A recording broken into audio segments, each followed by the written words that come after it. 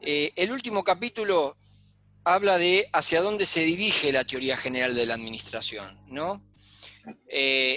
Acá, como para tratar de responderse eso, quizás sin haber leído inclusive el capítulo, ¿no? Es, bueno, ¿qué es lo que nos planteaba la teoría general de la administración en el capítulo 1? ¿Qué era? ¿No? Porque si en definitiva no sé lo que era, ¿cómo voy a saber qué es lo que quiere ser o hacia dónde va la teoría general de la administración? ¿Cierto? ¿Estamos de acuerdo en ese concepto, en esa idea? Repasando un poquito ese capítulo, o digamos, un par de temas que yo me acuerdo también porque no se piensen que lo sé de arriba abajo. La teoría general de la administración nos decía que era una teoría que tenía un fenómeno objeto de estudio, que eran las organizaciones, que venía a plantear a las organizaciones como un fenómeno del orden de lo social, y que el sujeto que iba a intervenir en esta disciplina iba a ser el administrador, y que el administrador debía ser una persona, entre todas las cualidades que debía tener, un educador, ¿sí? Y que tenía que entender de alguna manera que el fenómeno que trata de explicar puede ser explicado desde muchas disciplinas. Por eso había dicho que habíamos hablado, y la bibliografía decía que la teoría general de la administración plantea a la administración como una disciplina multidisciplinaria, que se hace, que se hizo, y que seguramente se va a seguir haciendo y construyendo como parte del conocimiento gracias al aporte de muchas disciplinas. Por lo tanto, no tenía que encasillarse o pensar que las respuestas debían venir por solo una rama del conocimiento humano. Por lo tanto, consideraba la multidisciplinariedad de las disciplinas para explicar lo que sucede en el fenómeno que estudia la administración, que son las organizaciones. Por lo tanto, cualquier teoría es válida, decía. ¿Lo recuerdan eso un poquito? ¿Sí? Y el hecho de que el administrador debía ser presentado en este sentido como un educador, un facilitador para que las personas puedan de alguna manera realizarse. Fíjense en que ahí está hablando de quizás la necesidad más elevada que planteaba Maslow, ¿no? Al principio, fíjense que lo planteaba al principio de la materia, pero bueno, quizás sin saber todo lo que íbamos a ver de alguna manera. Ya estaba como presagiando todo el recorrido de Administración 1, ¿no? Entonces, quizás la pregunta es, bueno, ¿hacia dónde va la administración? ¿Hacia dónde van las organizaciones?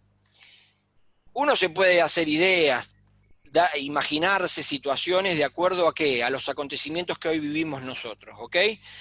Por lo tanto, creo yo que la bibliografía nos puede dar una respuesta, pero que esa respuesta no va a ser ciencia exacta, no va a ser una certeza. Ahora, imagínense en la siguiente situación. Les hacemos una pregunta en un parcial o en un test de lectura, lo que sea. ¿Hacia dónde creen ustedes se dirigen las organizaciones / la administración? ¿Hacia dónde creen que va el mundo? ¿Hacia dónde creen? A ver, vamos a fantasear un poquito si es necesario. Y a una modificación en la forma de estructurarse, de manejarse, en ver cómo afrontan las necesidades o los inconvenientes con respecto a lo externo, ¿sí? Como está manejando el mundo en sí con la economía, y la forma de manejarse internamente, con el personal, con las mismas personas de la organización. O sea, que no tiene que ser, o sea, está apuntando todo a lo no estructurado. Cada vez más hay más empresas que tratan de buscar lo menos estructurado posible, más trabajar desde tu casa, o tratar de sacar leyes para que vos trabajes más desde lo externo que internamente dentro de la empresa, siempre que cuando lo permita el rubro, ¿no? La organización. Bien, estoy de acuerdo con lo que decís, Martín. Por ahí una aclaración, no sé si tampoco la palabra es una aclaración, pero por ahí vamos a ampliar un poco más. Una palabra que solemos en ocasión usar, yo también, es esto de no estructurado. ¿Ustedes se imaginan una organización, un organismo, una organización sin estructura? Claro, no, bueno, No, me corrijo, no tan como vendría a ser Bueno, sí una estructura, porque tiene que haber un nivel jerárquico, o sea, todo eso tiene que estar, pero no tradicional vendría a ser. Ahí está, no una bueno, bien, estructura ok, tradicional, ok. a eso me refería. Sí, yo sé que usted apuntaba a eso. Porque muchas veces solemos hablar y la manera en la que hablamos no justamente por ahí pretende reflejar lo que se quiere decir desde la semántica. Yo sé que lo que querés quizás, o infiero que lo que querés comentar es, pareciera que vamos a una situación como humanidad en donde la organización del hoy o del mañana tiene que pensar en estructuras que sean capaces de adaptarse a contextos nuevos y en consecuencia Dinámica. estructuras dinámicas, ¿no? Y adaptables y con capacidad de gestionar el cambio, ¿no? Las crisis, las situaciones de coyuntura, ¿no? A eso. Pero con una estructura que veremos mañana qué nombre se le da. ¿Será autocracia? ¿Será línea autocrática? No sé, pero, ¿no? Una matriz, qué sé yo, X, ¿estamos de acuerdo? Pero con estructuras que traten de responder a las coyunturas del momento, ¿sí? Donde aparentemente todo eso que ya hablamos en capítulos atrás, línea, funcional, y seguramente haya organizaciones que apliquen, tengan sentido, pero también entendiendo que eso quizás de alguna manera se tenga que reinventar, ¿no? Estoy de acuerdo. ¿Qué más? ¿Qué más imaginan? Bueno, yo sumado a lo que decía Martín, creo que las organizaciones hoy en día, si bien todos apuntan a cumplir con sus objetivos, que es lo primordial de cualquier organización, se enfocan para poder lograrlo más en las personas, en cómo administrar a las personas como recursos para poder llegar a esos objetivos. Estoy de acuerdo. Estoy de acuerdo. El tema, digamos, el punto sería, las organizaciones son vínculos, son relaciones, ¿no? Sí, después de Entre, ahí, todo lo que conlleva cómo. Porque creo que lo más difícil de todo esto, de la parte de la administración, es que nosotros administramos personas. Los problemas se van a resolver, pero para poder resolverlos necesitamos a ese recurso fundamental que es la gente. Entonces terminamos administrando los problemas de la gente o los problemas que esa gente, digamos, conlleva para poder cumplir los objetivos, y es ahí donde está el puesto el foco, creo que hoy en día, o a donde apunta, con todo esto también que decía Martín, el tema de trabajar de la casa.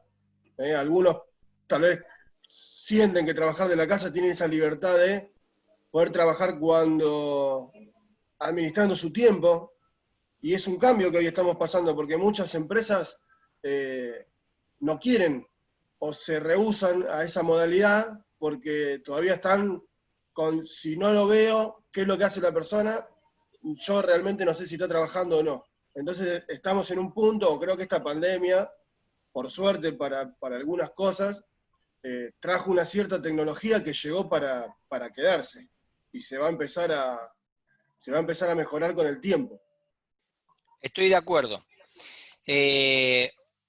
Acá, digamos, ahí el punto, y ya como si fuese una situación evidente, y también en especial para nosotros que luego de haber transcurrido toda administración, creo, acá esperen que voy a admitir a gente que todavía acaba de llegar,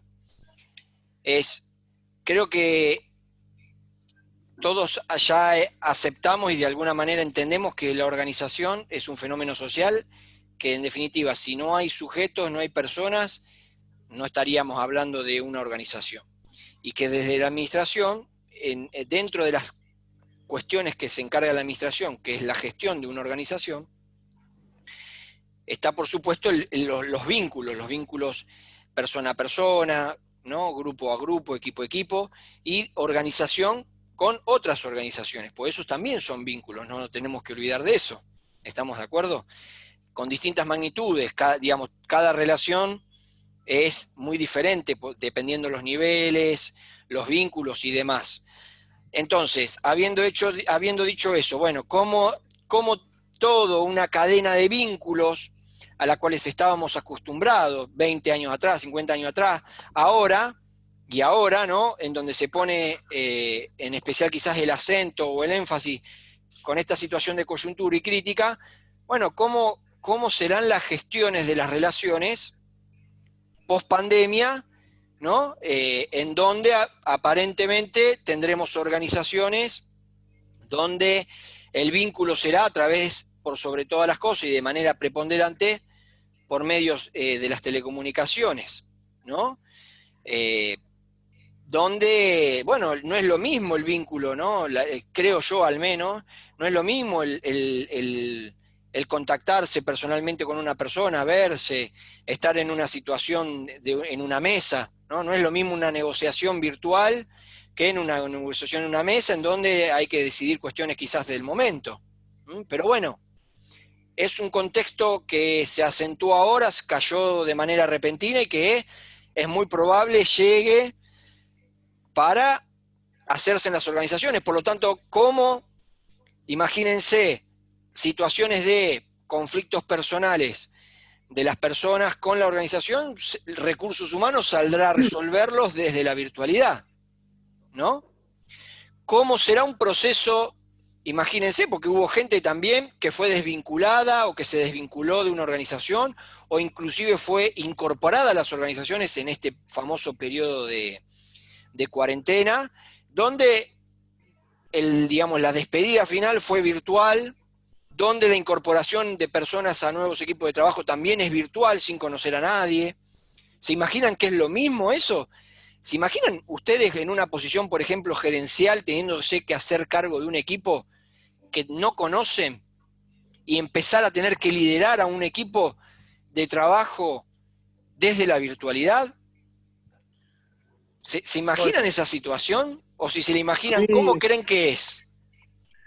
¿Cómo creen que es? A mí me toca conducir 15 supervisores durante la pandemia y cada uno tiene un equipo de 10 cuadrillas. O sea, son prácticamente 100 personas. Una cosa es conducirlo desde la presencia, estando resolviendo los problemas todos los días ahí, y otra cosa es virtual. Entonces, por eso digo, también esta virtualidad nos llevó a tener que descubrir ciertas herramientas para poder achicar esa distancia y poder estar presente en esos lugares donde no podíamos estar. Exacto. Entonces, por eso digo, acá el tema mucho lleva al equipo y a cómo administrar esa gente y también el ánimo, trasladar el ánimo, la comunicación, el incentivo. Fueron muchas las cosas que uno tuvo que empezar a sacar de la galera para poder mantener ese trabajo que se hacía presencial. Bien, estoy de acuerdo. Estoy de acuerdo. Totalmente una situación desafiante para muchas organizaciones. Para muchas organizaciones y que no tengo dudas va a implicar un pasar del laboratorio a la práctica y un contexto de aprendizaje para muchos que pertenecemos a alguna organización y donde, bueno, esta situación de virtualidad nos implica nuevos desafíos, ¿no? Así que veremos ahí la administración en todos sus sentidos cómo empieza a dar respuestas a las problemáticas que va a generar de algún modo. Problemática buena, problemática en el sentido tanto positivo como negativo de la palabra, ¿no? Porque hay situaciones que la organización de alguna manera tiene que seguir pensando en crear nuevos procesos, innovar, generar valor y no solamente responder cuestiones de coyuntura. Es decir, las organizaciones de alguna manera van a tener que seguir transformándose a las nuevas demandas que vaya presentando la sociedad con la que se vincula. Y en ese contexto, cómo generar valor desde la virtualidad también, ¿no? No es lo mismo decir, bueno, che, hay que ponernos creativos y estamos en una mesa, compartimos un café y tiramos idea, que hacerlo desde, no sé, un garage que estamos, en una salita en nuestra casa, en el comedor, lo que sea, Mientras llora el nene, ladra el perro, me toca el timbre el sodero, ¿se entiende? Es decir, bueno, cómo empezamos también no solamente a resolver problemas, sino cómo a generar procesos de cambio y de mejora y de agregar valor desde la virtualidad, ¿no? Entonces, creo que bueno, todo eso se va a ir aprendiendo en muchas organizaciones de manera natural, con menor problemática, con otras, bueno, a los ponchazos, ¿sí?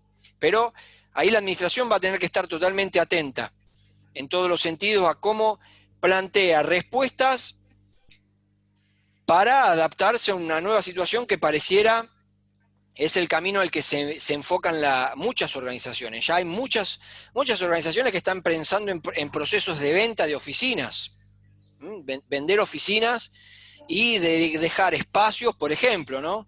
Dejar espacios pura y exclusivamente para situaciones, llamémosle volantes, ¿no?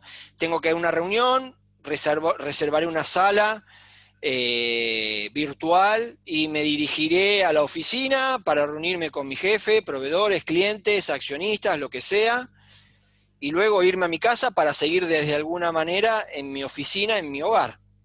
Por lo tanto, como diciendo, bueno, ya de alguna manera el trabajo in situ como lo conocíamos, de tener que ir, fichar y demás, de a poco, ¿sí? Siendo parte ya de una historia que quedará en lo anecdótico, ¿no? Y bueno.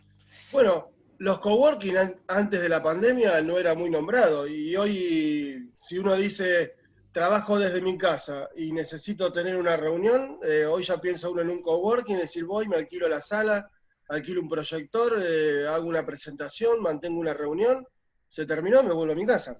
Tal Por eso cual. digo, hay cosas que llegaron, creo que muchas cosas positivas va a traer, que vinieron de manera obligada para poder permanecer y seguir manteniendo el trabajo que se venía haciendo presencial, y muchas van a quedarse. No tengo dudas, no tengo dudas. Bien, ¿qué más? ¿Qué más les gustaría aportar en este sentido? Yo voy a hacer una consulta que Sí, te lo iba a preguntar en la clase anterior. sí. ¿Por qué en la mayoría, digo la mayoría, a ver, tal vez no pasé por muchas empresas, pero en las empresas que estuve mucho tiempo, ¿por qué en la mayoría de las empresas, no sé si le pasa al resto, quienes dirigen son contadores? O sea, y en vez de no tantos administradores. Bien. Buena pregunta. ¿Por qué? ¿Por qué creen?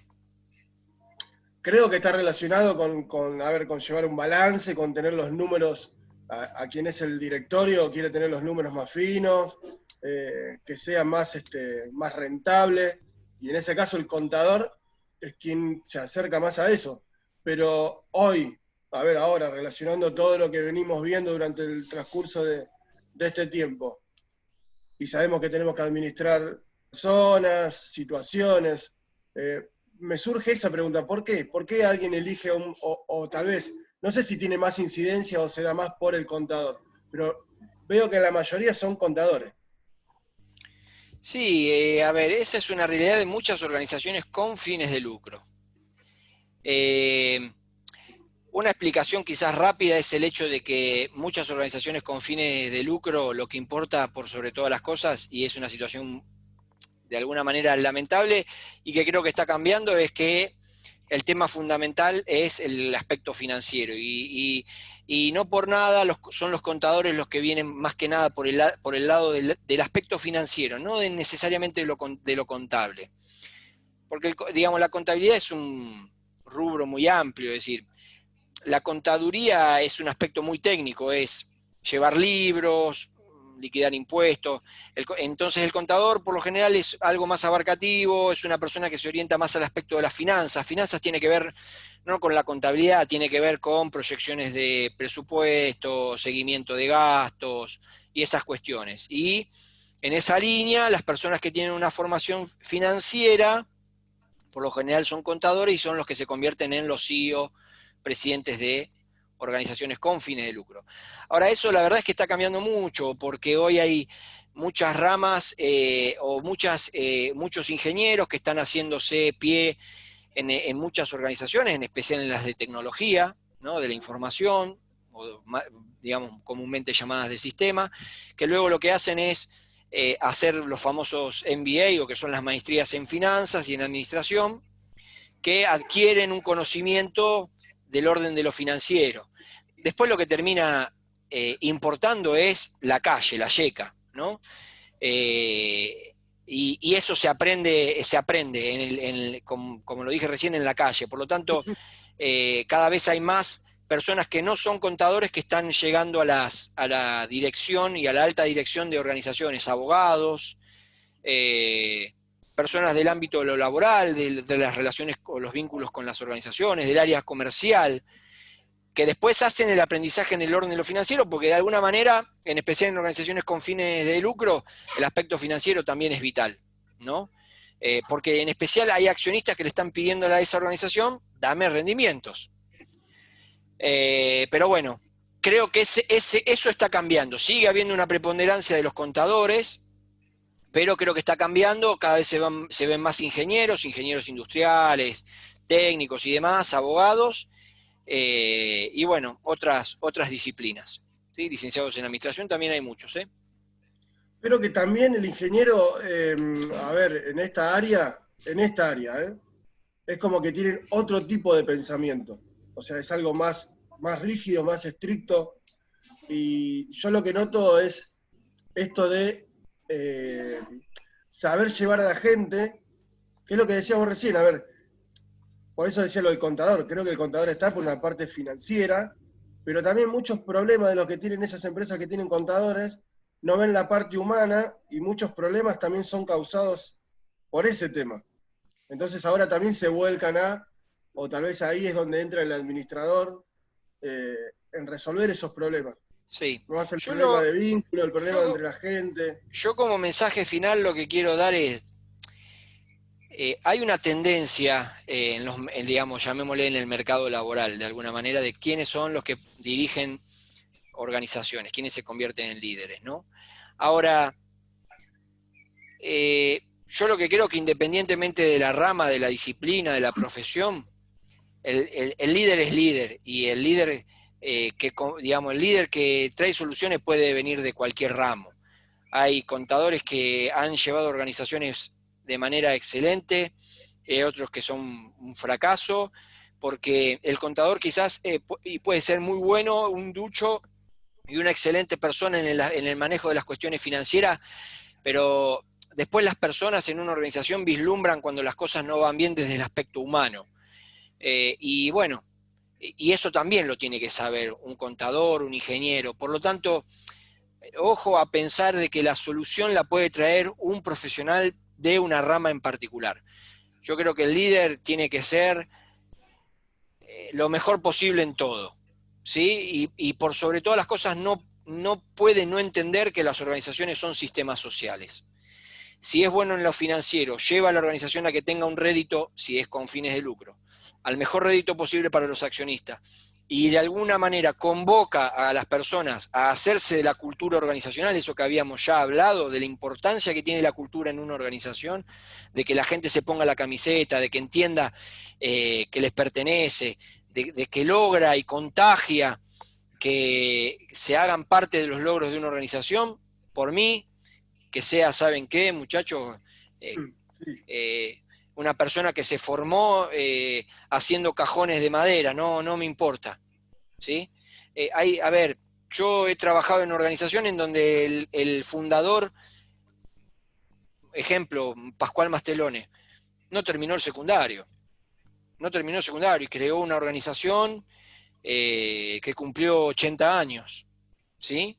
Y la persona esa, ¿qué formación tuvo? La calle, la formación de los negocios, eso nos enseña, se enseña en la vida de los negocios.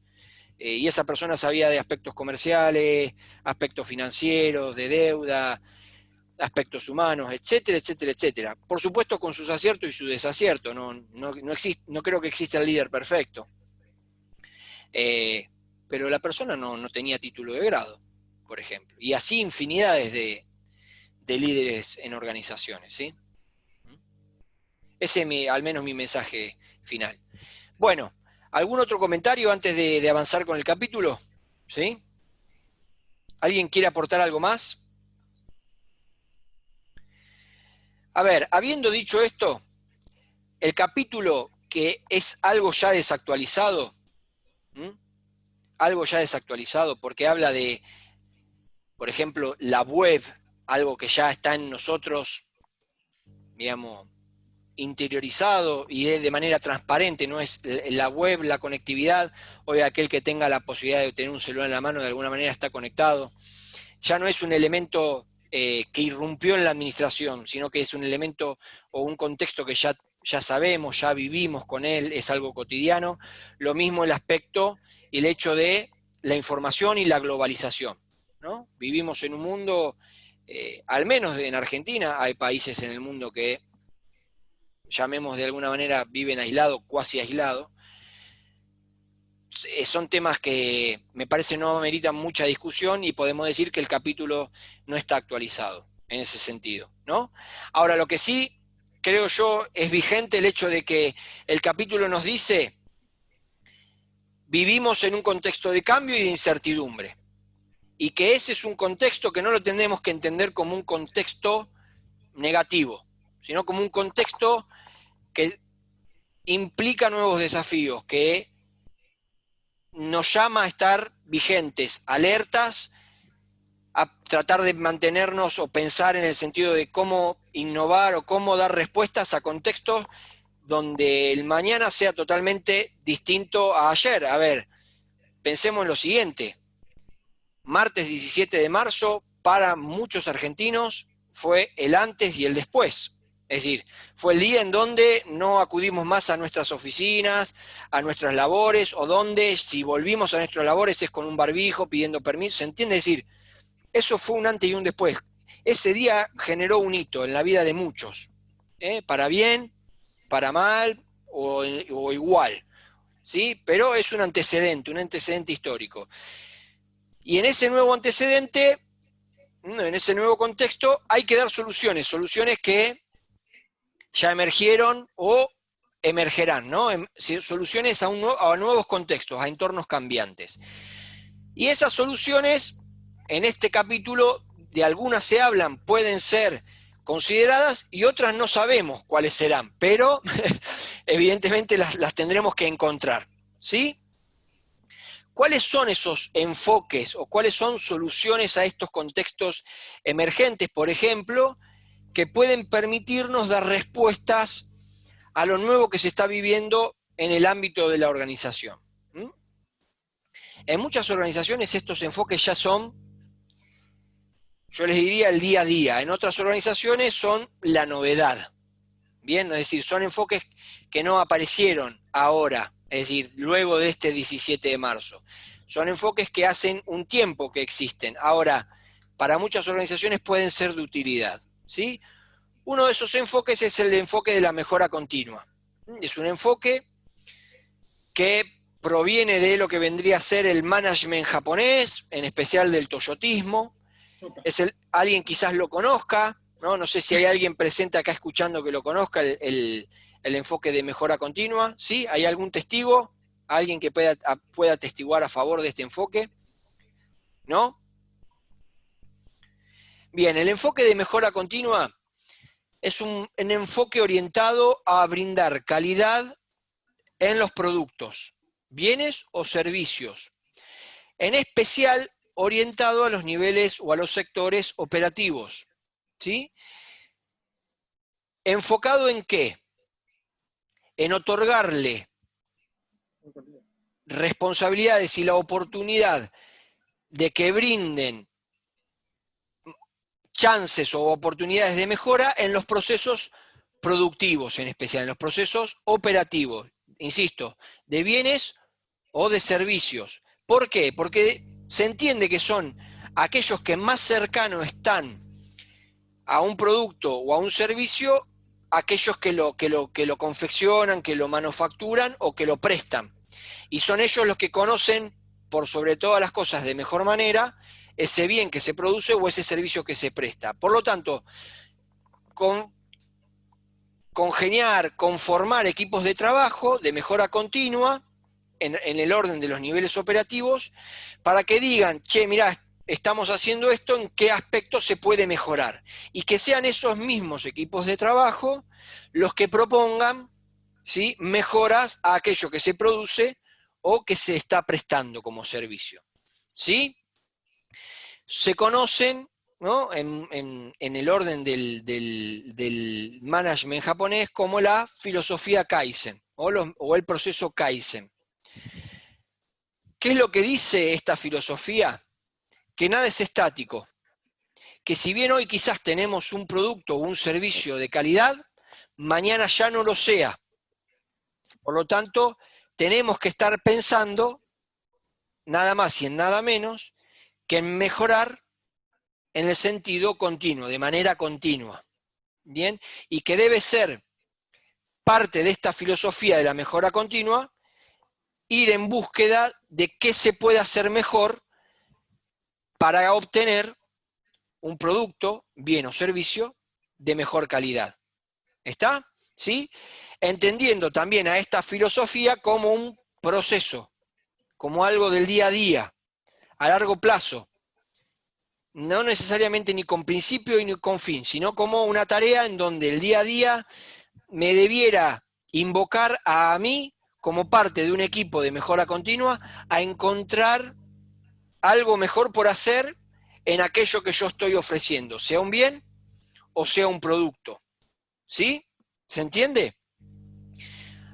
Abogando también a qué, a la cooperación, al trabajo en equipo, a la coordinación, ¿m? Empoderando de alguna manera siempre a los equipos de trabajo. ¿Se entienden? Esto es tener, bueno, yo hoy hago algo. ¿Cómo lo hice? De esta manera. ¿Crees que lo puedo hacer mejor? Sí, siempre se puede hacer las cosas de alguna mejor manera. Bueno, ¿en qué podríamos mejorar? Bueno, la idea es brindar